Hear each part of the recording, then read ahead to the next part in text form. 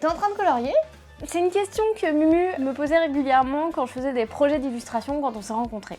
Parce que ça peut paraître fou de gagner sa vie en tant qu'illustrateur. Mais j'ai plusieurs casquettes dans mon activité de freelance. Du coup, tu te demandes peut-être aussi si tu peux gagner ta vie en tant que freelance indépendant en illustration, et ça à temps plein. Alors, pour répondre à cette question, on a calé une interview avec Aurore Bay. Elle voyage aux 4 coins du monde tout en développant son activité.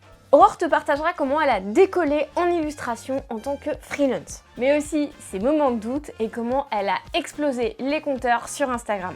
Et surtout, elle te partagera son secret pour bien vivre de l'illustration. Allez, c'est parti, rendez-vous à Bali avec Aurore et nous, on était en Thaïlande. Nous, c'est Clem et Mumu. On s'est lancé 2 défis. Le premier, convertir un autobus scolaire en cinébus studio de création et espace de formation pour nos projets Les Petits Aventuriers et le campus des créateurs nomades. Le second, c'est t'aider à toi aussi devenir un créateur nomade. Salut Aurore, trop contente de t'avoir avec nous sur le podcast des créateurs nomades parce que par coïncidence, j'ai appris quand on t'a invité sur le podcast qu'en plus, t'étais coloc de mon frère. C'était tout à fait improbable.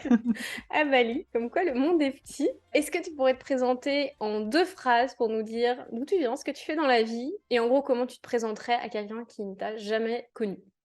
Moi, je suis du coup Aurore Bay sur les réseaux et je suis illustratrice freelance, à la base graphiste, illustratrice depuis environ 2018. J'aime bien me définir comme entrepreneuse créative, mais c'est plus entrepreneuse dans les métiers de la création.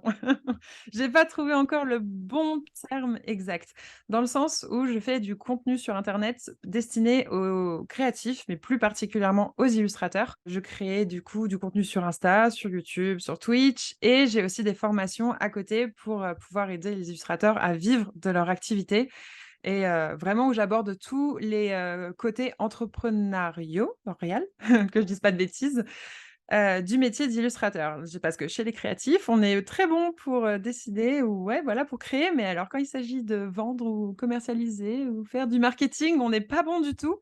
Du coup, c'est mon expertise sur ces sujets-là que je mets en avant, sur, tous mes réseaux et sur, mes produits payants, donc mes formations. Excellent. Je suis tout à fait d'accord avec toi sur le côté, quand on est créatif, c'est un peu dur de passer de: «J'ai mes créations, puis là, va falloir que je vende» et souvent on dit que je me vende. C'est ça. Il y a une grosse distinction entre vendre et se vendre et en fait, tu te vends pas, tu vends un résultat ou quelque chose Exactement. de ouais, une solution à ton client. Mais on va parler de tout ça tranquillement sur la partie entrepreneuriale un petit peu plus tard, parce que j'aimerais déjà creuser un peu sur le voyage parce que là, tu es à Bali, tu es digital nomade, donc c'est-à-dire que tu peux bosser d'où tu veux, donc de Bali et travailler pour tes clients à l'autre bout du monde. Mais avant ça, c'était pas ta toute première expérience de voyage. J'ai vu que tu avais été au Mexique et au Brésil pendant des longues périodes. Est-ce que tu peux me parler un petit C'est peu de ce ça. que ça a eu comme impact pour toi, dans ta vie en fait de créative et d'entrepreneur? Un impact énorme, ça déjà, c'est sûr. En fait, je suis partie au Mexique quand j'étais au lycée. C'est, des échanges entre jeunes qui ont entre généralement 15 et 18 ans, avec une association qui s'appelle le Rotary. Je ne sais pas si tu en as déjà entendu parler ou pas? Et en fait, cette association, elle fait des inter-échanges de jeunes entre des familles dans le monde entier. Donc cette année-là, moi, j'avais 17 ans, donc je me suis retrouvée pendant 1 an dans un lycée au Mexique, dans une famille d'accueil, donc pas du tout avec mes parents et j'étais hyper timide à l'époque. C'était un peu compliqué au début, mais au final, ça m'a carrément donné, tout. Ça m'a donné vraiment tellement plus que la langue, bah, du coup, maintenant je parle espagnol, que l'envie de continuer à voyager, mais ça m'a vraiment changé du tout au tout et ça a été vraiment, on va dire, le déclencheur qui, après l'année suivante, quand je suis rentrée en France, j'ai dit à mes parents: «OK, je choisis un métier qui va me permettre de rebouger à l'étranger, que mon diplôme, en tout cas, soit valable dans le monde entier». Donc je me suis bien rendu compte pendant cette année au Mexique qu'au début, quand je ne comprenais rien en cours, je dessinais énormément. J'ai toujours beaucoup dessiné, mais là, c'était vraiment intense cette année-là. Parce que comme j'arrivais pas à suivre les cours, et de toute façon, les cours ne comptaient pas, c'était un peu sur le modèle d'une année sabbatique. J'ai tellement dessiné cette année-là que je me suis dit en rentrant, je vais regarder pour un métier créatif. Et au final, j'ai fait des études de graphisme parce que j'étais persuadée qu'on ne pouvait pas vivre de l'illustration et qu'être illustrateur, c'était être auteur de bande dessinée. Donc je suis partie de loin. Donc je suis partie plutôt dans le graphisme ensuite quand je suis rentrée en France. J'ai fait mes études normales à Paris, à la base, je voulais faire des études à l'étranger, chose qui est très, très, très compliquée et surtout très chère.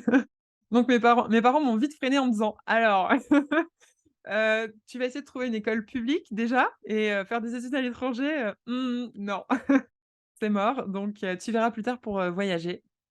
OK, donc j'ai fait toutes mes études et arrivée à la fin de mes études, je me suis dit: «Non, mais il faut vraiment que je refasse une expérience, à l'étranger», parce que dans mon école, on n'était pas autorisé à faire même des stages en dehors de la région parisienne. Ah ouais? C'était quoi ton école? C'est une école de graphisme, du coup, publique qui s'appelle l'EPSA. C'est une petite école et elle est financée par la mairie de Paris. Et comme c'est la mairie de Paris qui nous finance nos études, en retour, nos stages, on les fait à Paris. Ils veulent de la main-d'œuvre à Paris pour les agences.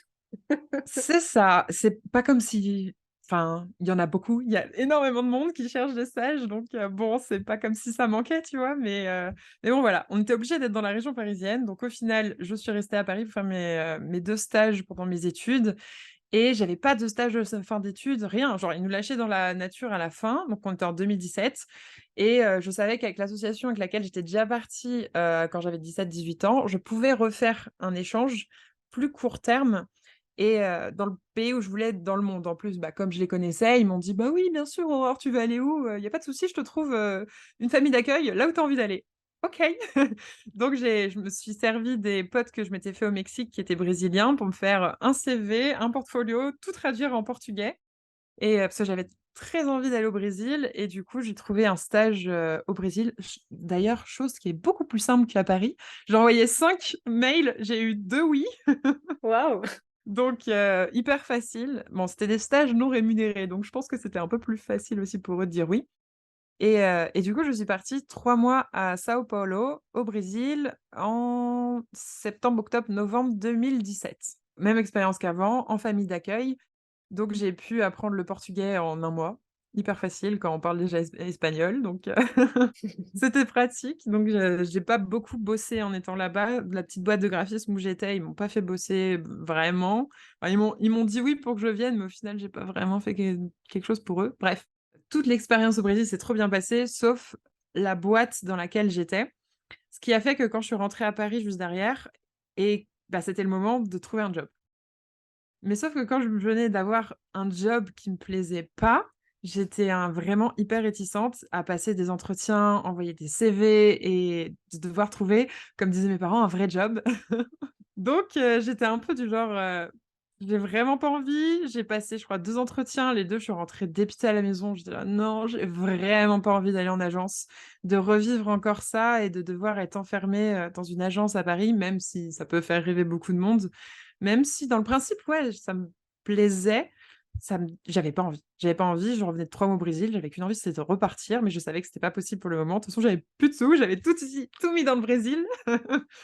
Donc c'était l'époque où c'était le début de Malte sur, bah, la plateforme Malte qui s'appelait Upwork juste avant et ils venaient de faire le rebranding et du coup, ils mettaient beaucoup, beaucoup de sous dans la com, mais ils essayaient de lancer à fond la plateforme. Donc je me suis inscrite sur Malte en tant que graphiste illustratrice. Il y avait moins de monde à l'époque qu'aujourd'hui. J'ai réussi en un an de temps à très bien me placer sur Malte. 2018, du coup, ma première année en freelance, je pataugeais un peu.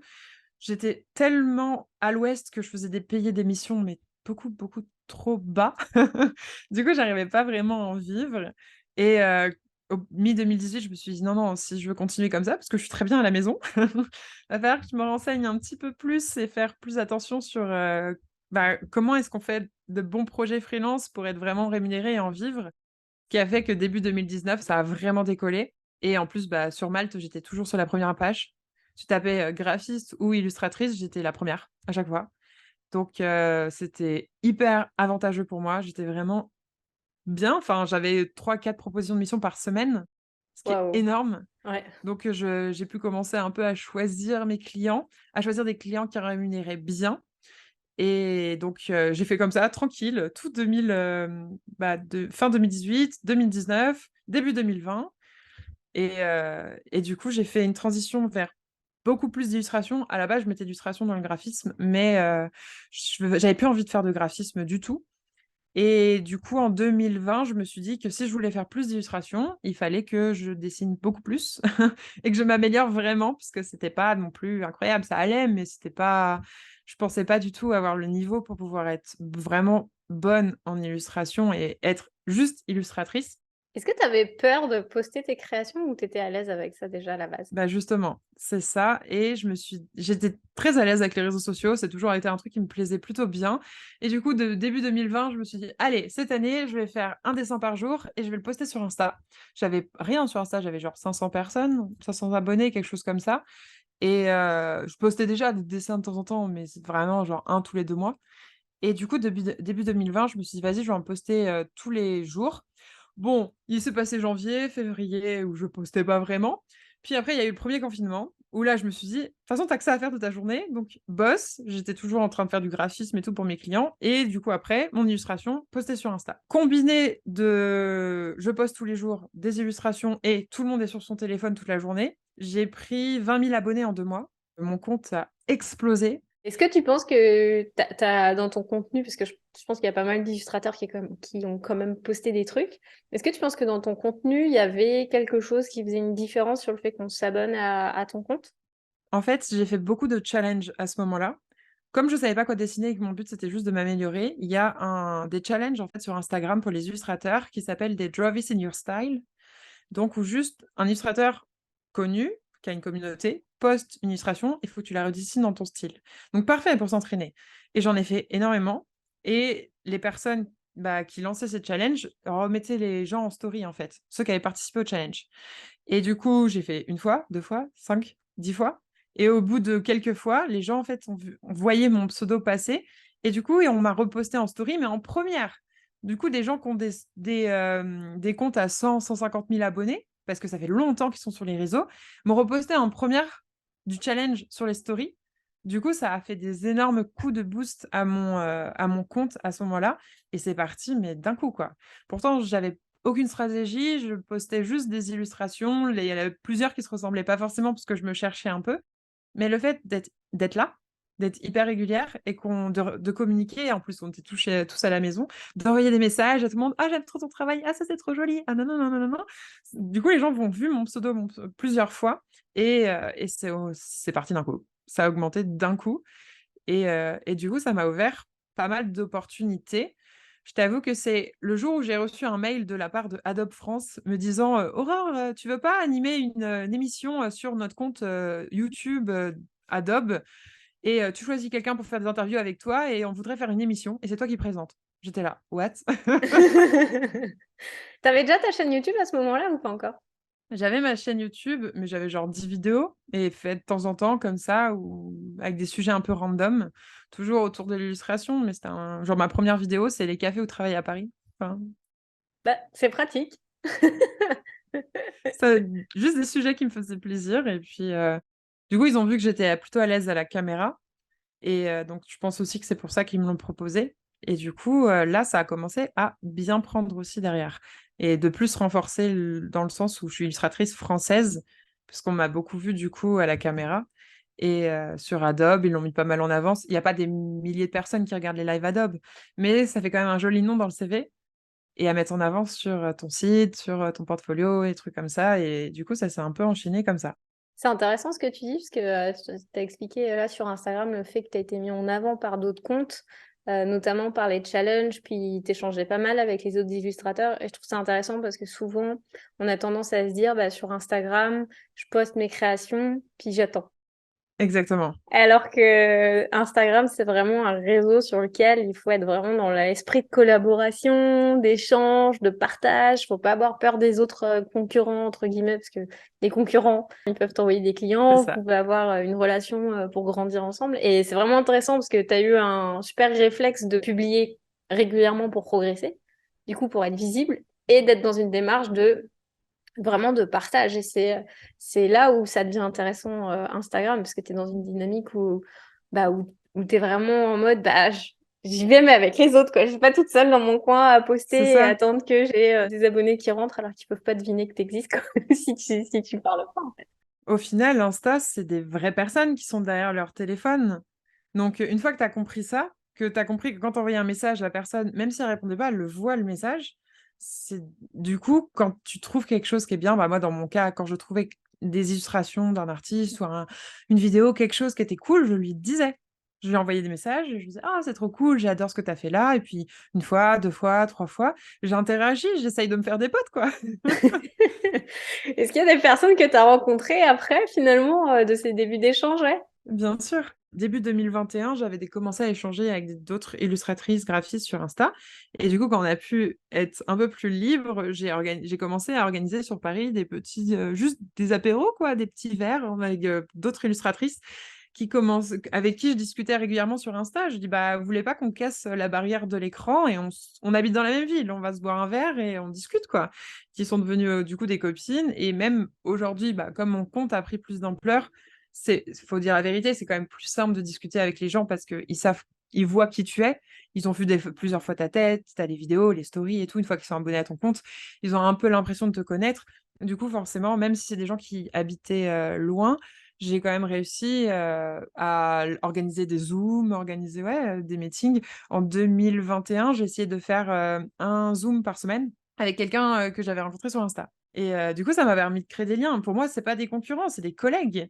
Donc j'ai plein de questions à poser. J'imagine qu'ils avaient envie je sais pas s'ils avaient des questions à me poser, il y en a qui m'ont posé des questions, mais moi j'étais curieuse et puis je sais pas, de nature, je suis assez ouverte Nantes. J'essaye en tout cas de plus être trop timide et de poser des questions et du coup, j'ai fait la même chose, quoi.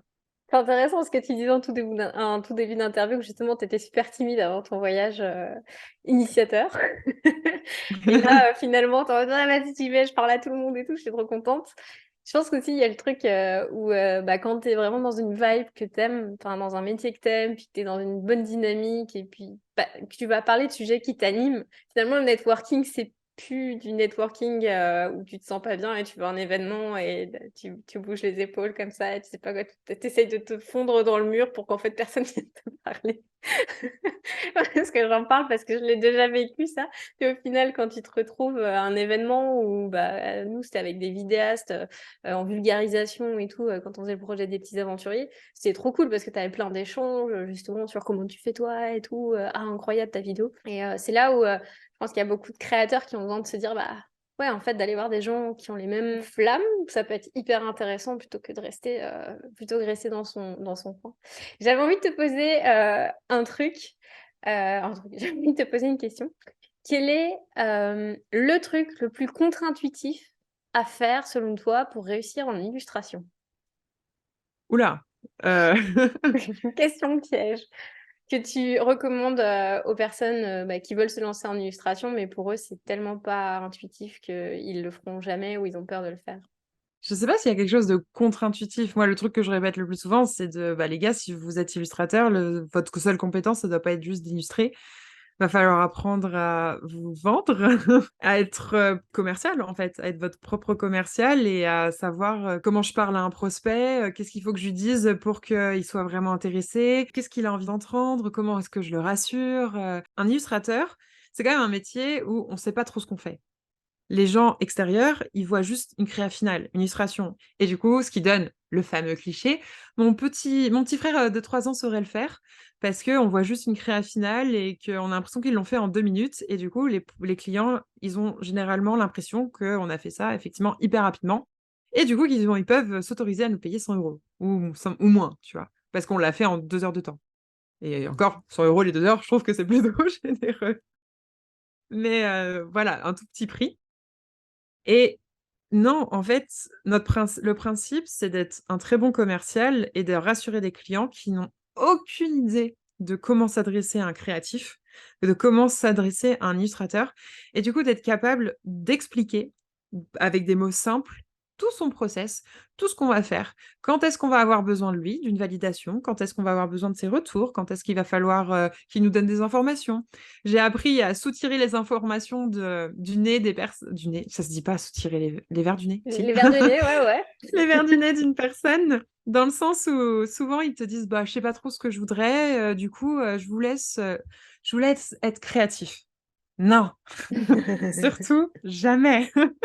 Et du coup, il faut savoir poser les bonnes questions pour pouvoir avoir un aperçu de ce que la personne a en tête pour, essayer de pas perdre de temps et en plus de ça, expliquer tout notre process, tout ce qu'on va faire et pour aussi, j'ai envie de dire, justifier le prix de notre prestation et vraiment se placer en tant que professionnel, mais presque un consultant créatif On est quelqu'un la personne généralement ne sait même pas ce qu'elle veut, donc on est là pour le conseiller, pour l'accompagner et ça, c'est hyper dur pour la grosse majorité des créatifs parce que la majorité des créatifs se placent en tant qu'exécutants, que petite main.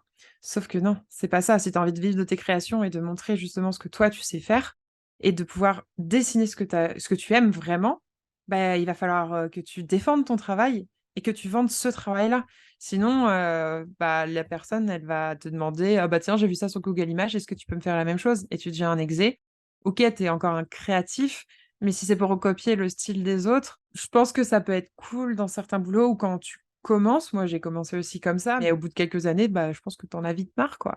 Tu développes pas ta vraie patte et ton identité de créateur. Puis c'est vrai que quand tu es juste un exécutant, bah, c'est là où le client, il va essayer de baisser les prix, puis il va t'envoyer 15 000 corrections. Alors que si tu te positionnes comme un partenaire pour l'aider à atteindre son objectif, tu as beaucoup plus de chances d'être respecté aussi dans ce que tu fais.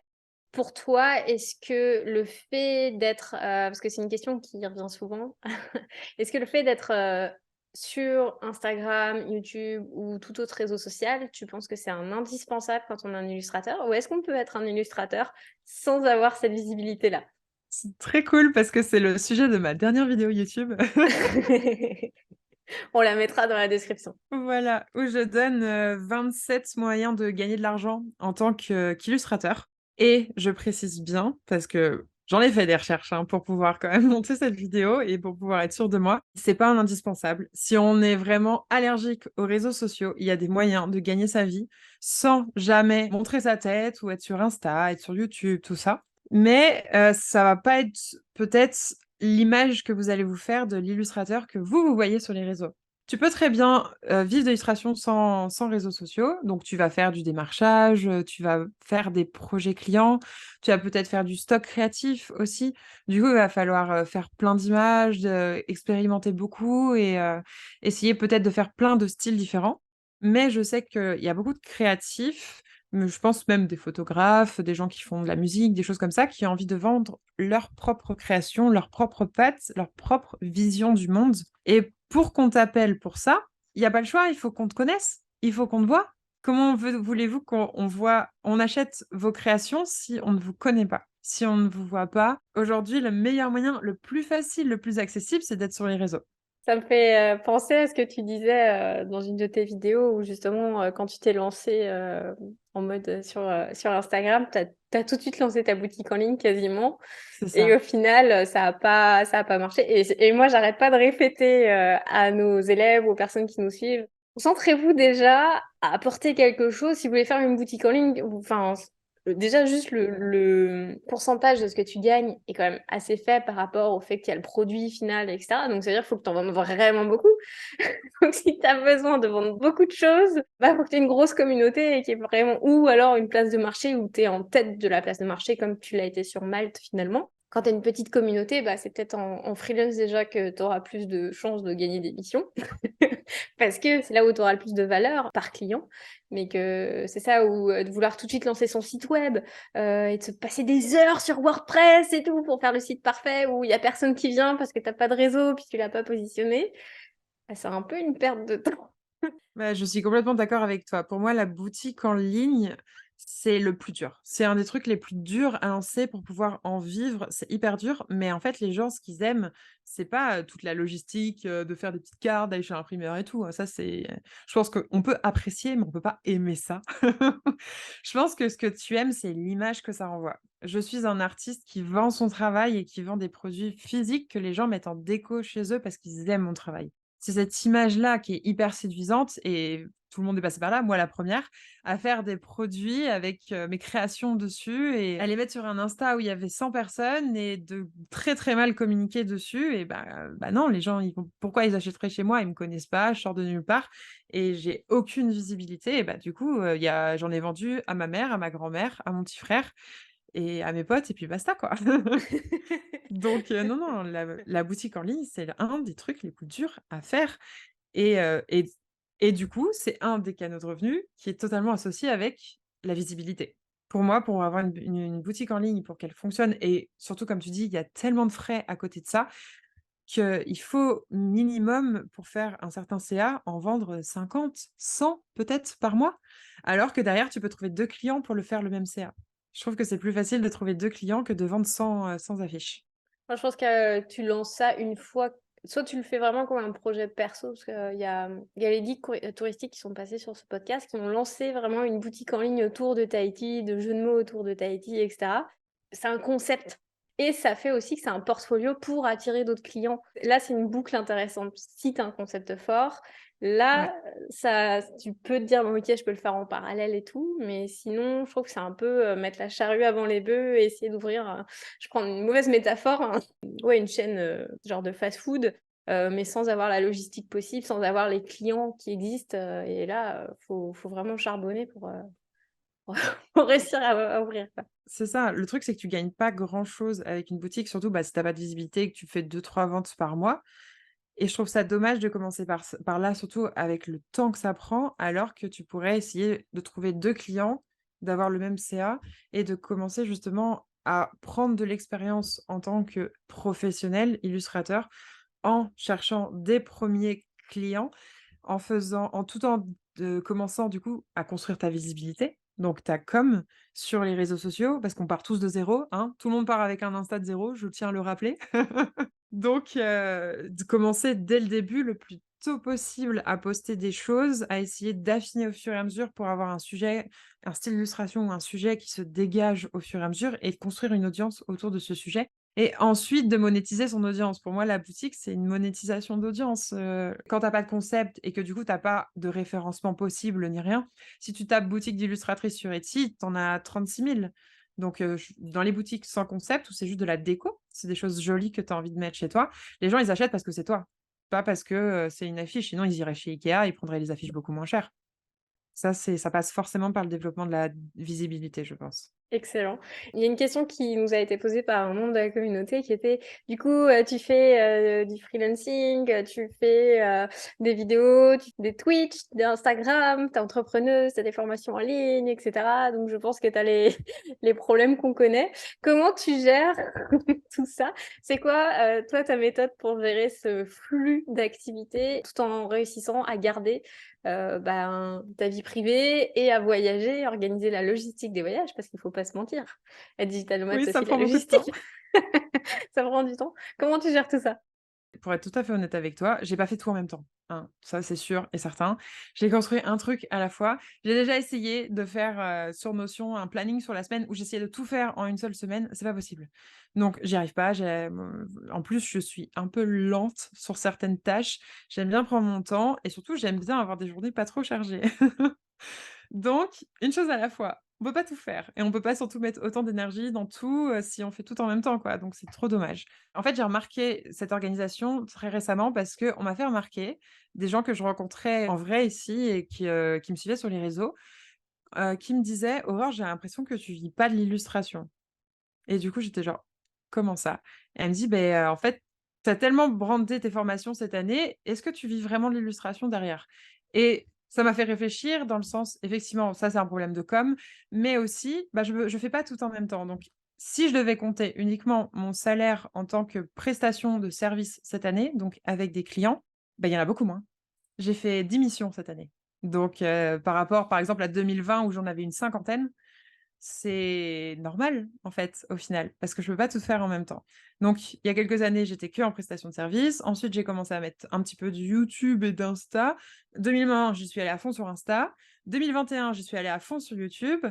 2022, j'ai créé mes produits, pour monétiser mon audience, donc mes produits payants, mes 2 formations. Une fois que j'ai eu lancé ces 2 formations début 2022, là, en août-septembre 2022, ouais, du coup, 2e semestre, j'ai lancé Twitch et du coup, tout se met à peu près en place sans surcharger non plus, quoi, parce que je peux pas tout faire en même temps. Là, des missions clients sur le 2e semestre, j'avais pas fait beaucoup. Est-ce que tu arrives quand même à gérer ta présence sur les différents réseaux sociaux à la même intensité J'essaye, ou... c'est pas facile tous les jours, je suis encore en train de trouver un peu l'équilibre. L'avantage que j'ai, c'est qu'il y a beaucoup de contenu déjà à voir. Donc même si sur YouTube, là, 2e semestre, j'ai fait une vidéo sur YouTube de cette année, mais ça se voit pas trop parce que les personnes, quand elles arrivent sur YouTube et qu'elles s'abonnent, il y a déjà 100 vidéos à regarder. Ça compense de ouf. Il y a personne qui est venu me dire: «Bah alors, on attend là? Moi j'ai tout binge-watché, qu'est-ce qu'on fait maintenant?» Non, parce qu'il y a toujours des choses à voir, que ce soit, YouTube, Insta, Twitch et du coup, ça me permet d'être plus light là-dessus. Bon, je t'avoue que l'année prochaine, j'ai très envie de repasser à une vidéo par semaine comme je le faisais, en Ouais, comme 2021. nous. Voilà. On a lâché totalement YouTube cette année et Et parce c'est que dur, hein? C'est tellement d'organisation. mais l'avantage, c'est que YouTube, quand tu t'arrêtes, ça continue d'avancer. C'est Enfin, ça. Ça continue au même rythme, j'ai pratiquement pas vu il y a une toute petite baisse, mais elle reste très légère. Ça continue à te rémunérer, ça continue à avoir des vues et comme je te dis, les gens, ils s'abonnent parce que tu es toujours bien référencé sur certaines vidéos et du coup, ça continue et je trouve ça trop cool. Alors que sur Insta, si tu drops, il y a tout qui descend. Après, il y aura toujours plein de choses à voir, donc je privilégie souvent Insta, même à publier un truc en 2-2, c'est pas grave, mais au moins ça fait toujours vivre un peu mon compte et puis les stories, ça j'aime trop, j'en fais tout le temps. Ça, c'est pas du tout une corvée pour moi et Twitch, c'est plus, ouais, vas-y sur Twitch, c'est pour intéressant parce essayer d que on n'a pas encore exploité ce réseau-là, mais après je me dis: «Faut qu'on canalise». On c'est canalise. ça. Je voulais pas faire Twitch à la base. J'avais vraiment pas envie, j'étais là: «Mais ça va me prendre tellement de temps, ça va me casser ma journée et tout» et c'est mon copain qui a insisté comme un malade, vraiment j'insiste, pour que je me mette sur Twitch. J'étais là: «OK, d'accord» et du coup, j'ai commencé. Finalement, maintenant je kiffe, mais j'essaye surtout de paralléliser, de faire, bah, là, en ce moment, je fais mon projet client du mois sur Twitch. Du coup, ça engage mon audience, ils ont un vrai projet devant les yeux. Moi, je peux bosser et du coup, vraiment avancer sur un projet client et ouais, en même temps, je suis avec eux et ça les fidélise, ça leur montre des choses différentes et comme ça, ma journée parce que je pense que c'est ça ta question de base, on commence à bosser en fin de matinée, donc vers, 11:30, 12:00, 13:00 des fois. Du coup, je fais un deep work de 13:00 jusqu'à 17:00. Donc, en 4 heures, tu as largement le temps de faire déjà pas mal de choses, où je divise en 2, où je fais une grosse tâche. Après, je fais Twitch et le soir, je fais, si j'ai des réunions, des calls, du coup, bah, là, de 19:00 jusqu'à, 20:00, 20:30, ça dépend, J'arrive à tout faire rentrer pour le moment, mais parce qu'on m'aide aussi, quoi. Je suis pas totalement toute seule. Je Est-ce que monte tu pas peux mes vidéos, c'est mon frère qui les monte. Bon, en ce moment, j'ai pas de vidéos YouTube, mais voilà, lui, il fait tout ça et mon copain est en train de m'aider de plus en plus. Le but, ce serait qu'il bosse avec moi à la fin et du coup, il va m'aider sur tout ce qui est commercial, les partenariats, écriture aussi, mail, newsletter, script, toutes ces parties-là et on va essayer du coup d'aller beaucoup plus loin en bossant à 2 là-dessus. Aujourd'hui, il a un travail à temps plein, hein, il est en remote avec son entreprise, mais le but, ce serait de faire la balance et d'être 2 quoi. Tu dois sentir la différence quand tu bosses à 2 ou quand tu bosses totalement toute seule sur un projet? bah, là, tu vois, cette année, bah, Muriel était en congé maternité, donc bah, j'ai charbonné, toute seule. Mais même moi, j'ai travaillé beaucoup moins cette année.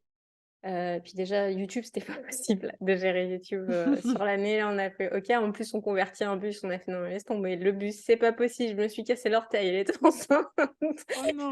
Il y avait rien qui était possible. Après, avec un bébé, oublie ça sur un parking plein de poussière et tout. On s'est dit: «Bon, bah, le bus, on laisse faire. Les vidéos YouTube, on n'a pas le temps». On s'est concentré beaucoup sur nos élèves. Puis, bah, c'est pareil. À un moment donné, j'ai dit: OK, là, moi, j'ai travaillé pendant très longtemps, tout en même temps. Donc, en mode, on a fait les petits aventuriers, j'avais les clients, j'avais en freelance et j'avais du salariat aussi à un moment donné, parce qu'on m'avait offert un poste de rêve où je fais: «Pourquoi pas? On On tente. pourrait essayer». Mais vu que c'était des choses que j'aimais faire, c'était cool et puis en plus, on s'est mis un bus et tout. Enfin non, le bus, on a commencé quand j'ai quitté le job parce qu'au final, je sais que salarié, ça marche pas avec moi. C'est vraiment pas un truc qui est compatible. Mais ouais, on faisait tout en même temps.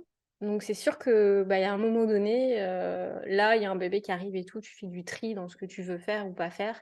Puis moi, je me suis dit cette année: «Bah, écoute, là, les projets clients, ça fait 12 ans.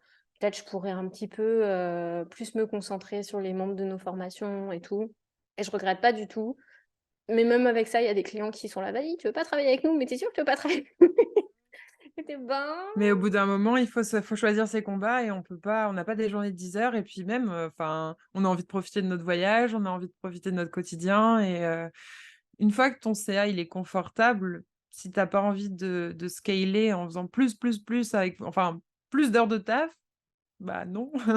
Tu choisis, bah, là, maintenant, c'est Voilà. 4 heures par jour, mais c'est toujours la même, enfin, toi, je te disais, on a vraiment baissé en termes d'heures de travail parce que j'étais une machine, tu vois? Genre la fille qui travaille, même quand je regarde Netflix, je suis en train de bosser en même temps, puis je prends des notes pour me dire: «Ah non, je suis mais Miu, elle est là, mais tu peux pas, juste arrêter ton cerveau 2 minutes?» «Ah non, je peux pas». Là, je travaille, ouais, 4-5 heures par jour max et c'est tout aussi bien. Mais c'est vrai que des fois, dire non à des clients, genre moi, cette année, on m'a posé le projet de mes rêves sur la table et j'étais: «OK, je vais regarder». C'est un projet où je savais que j'allais bien vivre de ça, sans souci pendant des années.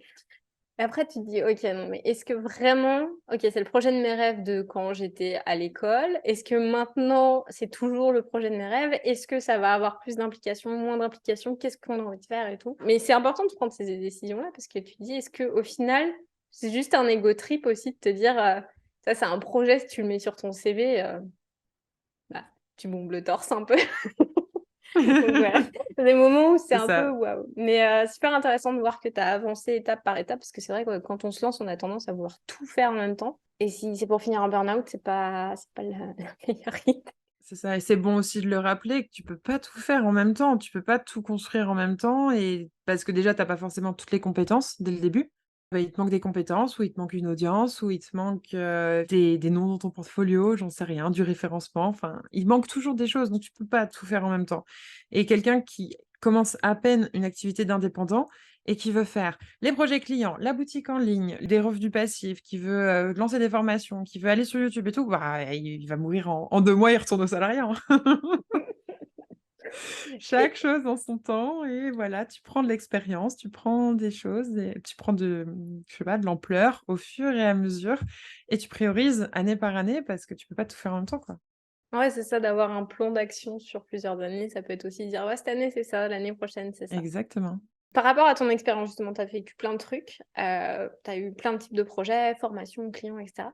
Est-ce que tu as eu à un moment donné une grosse galère ou une grosse difficulté qui pour toi a été, quelque chose où tu as appris quelque chose vraiment de fondamental dans ce que tu fais aujourd'hui? Genre un gros peut-être un coup dur, une galère, une difficulté et après tu t'es dit: «OK, en fait ça je le referai plus jamais» ou «Je prendrai le problème différemment», genre la grosse leçon que tu as retenue? Ça va paraître peut-être un petit peu, prout-prout. Cette année, je pense que tout s'est très, très bien enchaîné, tout simplement parce que je me suis pas posé de questions, chose que je faisais beaucoup trop l'année dernière. Mais vraiment beaucoup trop. J'avais tellement peur alors que j'avais pour le coup, là, les compétences, elles étaient là, mais je me posais tellement de questions sur la valeur de mon travail. Est-ce que vraiment ça servait à quelque chose et est-ce que j'étais capable d'aller plus loin ou pas? Que, j'ai attendu. J'ai attendu plusieurs mois, ce où j'avais pratiquement pas de clients. L'année dernière, mon CA, il était vraiment pas top ni rien. J'en étais vraiment arrivée à me poser la question de prendre un taf à côté, je sais pas, dans un resto ou un truc comme ça parce que je gagnais vraiment pas assez d'argent même pour payer mon loyer. Tout simplement parce que j'avais hyper peur de passer à l'action et que je me posais trop de questions. Ça peut paraître con parce qu'on passe tous par des périodes comme ça, quoi. Mais au bout d'un moment, ce qui m'a redonné aussi de l'élan et l'envie de recréer des nouvelles choses et d'aller plus loin et en plus ça s'est vu parce que les gens ont recommencé à vraiment interagir avec moi. C'est drôle, c'est la loi de l'attraction, même, les projets, les trucs comme ça, tu vois? C'est parce que je me suis mise en mouvement et que j'ai arrêté de me poser la question et que j'ai sorti cette première formation que je voulais absolument sortir. Début janvier de cette année, j'ai mis 4 mois à la sortir, alors que ça veut pas du tout 4 mois de boulot. Mais j'étais tellement à me dire: «Ah mais peut-être pas, mais peut-être que je connais pas assez, mais peut-être que machin, mais peut-être que truc», qu'au bout d'un moment, mes proches, ils en ont eu marre et ils m'ont dit: «Mais Aurore, arrête!» Ils m'ont dit: «Qu'est-ce que ça va te faire? De toute façon, tu la sors, si tu la sors et que ça marche pas, bah, tant pis, hein, tu reprends un projet client et tu fais autre chose. Mais au moins tu as testé, quoi. Parce que là, tu prends pas de projet client, tu sors pas de trucs, tu sors pas d'Insta, tu pas machin». En gros, ils m'ont mis un gros coup de pied au cul, pour être littéral, hein, et j'ai sorti la formation et j'ai fait 100 ventes en 24 heures. Pour te dire à quel point c'était ridicule. Moi, je trouve ça très ridicule, mais ça peut paraître prout-prout pour certaines personnes. Je pense que là, il y en a la moitié des personnes qui vont écouter, qui vont se dire: «Bon, ça va les filles, non, non, non». Bah, ouais, mais ces périodes de doute où on se pose 36 000 questions, bah, ça arrive à tout le monde et j'ai attendu beaucoup trop longtemps avant de me mettre à l'action, quoi. J'aurais pas dû attendre aussi longtemps que ça. Mais ce que tu dis, je pense que ça arrive à beaucoup de créateurs de contenu, ou même illustrateurs ou créateurs, c'est, à un moment donné, la roue commence à partir et puis tu arrives à un stade où tu te dis: «OK, est-ce que je continue comme ça? Est-ce que je fais bien? Est-ce que» et c'est vrai que si tu continues à te poser des questions, moi ce que j'aime bien dire c'est: «OK, si tu te poses des questions, c'est une bonne chose, mais si tu te les poses Oui, trop longtemps, c'est juste que en fait, tu as peur de faire quelque chose et fais-le, puis tu verras ce qui va arriver». c'est ça. Même si c'est pas parfait. Le campus, la première version qu'on a faite du site de formation du campus des créateurs nomades, c'était littéralement un site pas du tout ergonomique. C'était un truc bazar parce qu'à l'époque, on n'avait pas trop les bons outils pour, sortir tout ça bien. Puis on n'avait pas envie d'aller sur Podia, pour X ou Y raison, il y avait pas toutes les options qu'on voulait dessus. Et puis le logo des créateurs nomades, je le déteste. L'identité, je la déteste. Mais en même temps, parce qu'en étant directrice artistique et tout, tu te mets une grosse pression, tu es devant ta feuille et tu dis: «Waouh, faut que je fasse l'identité de mon truc de formation. OK, mais si je fais ça, on va me juger, puis si nanana, puis à un moment donné, je me dis: «Vas-y, on s'en fout, je fais un truc en 5 C'est minutes» ça. et puis au final, ça empêche pas d'avoir des gens qui s'inscrivent et ça empêche pas que après tu puisses améliorer. Ça, c'est vrai que c'est un truc que je trouvais hyper intéressant que tu partages. C'est que souvent les personnes se disent: «Waouh, tu beaucoup d'abonnés» ou «Waouh, nanana, tu fait ça et ça» et ils pensent que t'as plus ce genre de problème. Alors que Non, ça tombe sur tout le monde et que tout le monde bien a des sûr. problèmes et que, bah, tu pas tout seul à te poser des questions et dans ces cas-là, ça rebondit avec ce que tu disais avant. Connecte-toi aux autres autour de toi pour qu'ils te mettent un coup de pied aux fesses quand tu as besoin. Ah mais totalement, hein. De toute façon, ça marche pour tout, hein. Là, par exemple, je prenais l'exemple de ma formation, mais oui, je l'ai lancée, mais ça m'a pas empêché de remodifier plein de trucs, le mois de suivant, de rajouter une communauté finalement 2 mois après, refaire encore un module. J'en ai refait encore cet été parce que je trouvais qu'il y avait des lacunes. Là, j'ai encore eu des retours avec quelqu'un qui me disait que ça me manquait sur un certain point. Il faudrait que je retourne un module, ça fait 1 an. Enfin, c'est en constante évolution, mais il a le mérite d'exister, d'être là et d'avoir des gens qui en ont profité, quoi. C'est pas grave de rajouter des trucs plus tard. Et qui sont capables de te dire aussi de quoi ils ont Bien sûr, besoin aussi. Parce que toi, tu peux avoir une idée de ton truc, mais si ça correspond pas aux besoins de ton client, totalement. bah, c'est comme on le disait au démarrage, tu as besoin que tes clients, que tu les accompagnes et si tu testes pas, Bah, tu peux pas bah, tu sais savoir. pas de quoi ils ont vraiment besoin dans le fond. Donc Exactement. c'est vraiment intéressant. Une personne qui serait graphiste ou qui serait en mode: «J'ai envie de me reconvertir dans un métier créatif comme l'illustration». Est-ce que tu penses qu'il y a une compétence sur laquelle il faut vraiment qu'il bosse? Pour passer de graphiste à illustrateur? Non, quelqu'un qui a envie de se lancer en illustration, OK. mais qui soit, aussi bien un graphiste, une personne qui vient d'un autre milieu, mais qui s'est toujours fait dire: «Mais tu vivras jamais du graphisme ou de l'illustration, tu vivras jamais de ça» ou et là, il a besoin de savoir sur quoi il doit se concentrer aujourd'hui pour se lancer et démarrer. Naturellement, je dirais les élus parce que franchement, dans des métiers créatifs, on vous attend au tournant sur votre style, enfin sur vos compétences, sur votre talent. Et du coup, je vois beaucoup, beaucoup quand même d'illustrateurs qui se lancent et qui ont pas les compétences. Peut-être que ça va paraître encore très prout-prout ce que je dis, les grosses chevilles, nin mais je pense vraiment qu'il y a encore du taf. Ils sont sur la bonne voie, ça avance, mais c'est pas worth, tu vois? C'est pas encore bon pour un projet client. En tout cas, les clients qui voudraient. J'ai tendance à répéter, je j'ose jamais dire ça, je peux pas leur dire, complètement à mes élèves, «Bah, bossez vos illustrations parce que, il y a encore du taf, quoi». C'est valable pour tout le monde, c'est valable pour moi aussi. Mais il faut que les gens aussi se rendent compte que dans n'importe quel métier créatif, photographe, illustrateur, vidéaste, n'importe, tu es constamment en apprentissage. Il n'y a pas de: «C'est terminé, ça y est, j'ai masterisé, mon craft», tu vois? J'ai terminé et maintenant je peux avoir des clients. Donc je trouve ça très cool que les gens, ils veulent se lancer même s'ils ne sont pas encore à des compétences créatives assez hautes. Donc ça, je trouve ça hyper courageux. C'est trop bien, mais il va falloir encore bosser l'illustration. En plus d'apprendre, s'ils veulent se lancer vraiment assez tôt en tant que freelance, en tant qu'indép, va falloir bosser l'illustration et il va falloir bosser tous les sujets autour de l'entrepreneuriat en même temps, ce qui est pas impossible, c'est ce que j'ai fait. Enfin, franchement, mon style de dessin, quand j'ai commencé, c'était pas le style de dessin d'aujourd'hui. Mais, faut surtout que ça rentre dans la tête qu'il faut toujours, toujours, toujours continuer à s'améliorer et que réserver des moi, je dirais même réserver des moments dans la semaine consacrés uniquement à ça, où c'est pas du projet client, c'est pas pour Insta, c'est juste de l'entraînement et après on peut le poster sur Insta, je m'en fiche. Moi, c'est ce que j'ai fait et ça me dérange pas.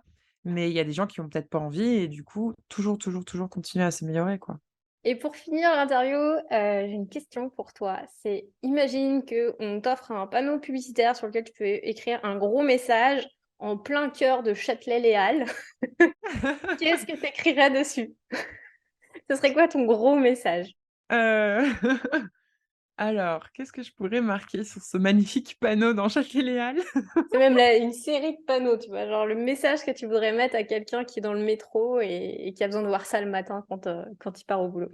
Si je devais le destiner à mon audience, aux gens qui suivent et tout, le mot que j'aimerais trop faire passer, c'est, «Oui, on peut vivre d'un métier créatif». Je suis d'accord avec toi.